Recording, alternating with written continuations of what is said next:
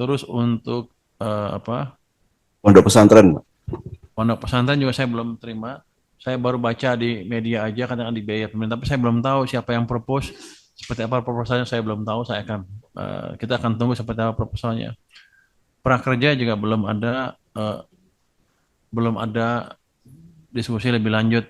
Sepertinya kalau belum ada diskusi ya sekarang ya keadaannya seperti sekarang aja. Sampai nanti ada diskusi lebih lanjut.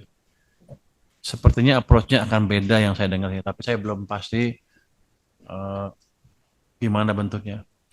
Untuk BLBI, Satgas BLBI, nanti saya masih dalam proses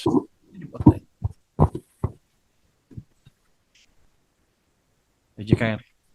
Nanti saya lihat seperti apa ininya, tapi saya sih ngelihatnya udah kelamaan, hasilnya nggak banyak-banyak amat, cuman bikin ribut aja, income-nya nggak banyak-banyak amat. Daripada bikin noise, mungkin akan kita akhiri Satgas itu, tapi akan saya assess lagi terakhir sebelum kita ambil langkah itu. Kita mungkin Download Tribun X sekarang, menghadirkan lokal menjadi Indonesia.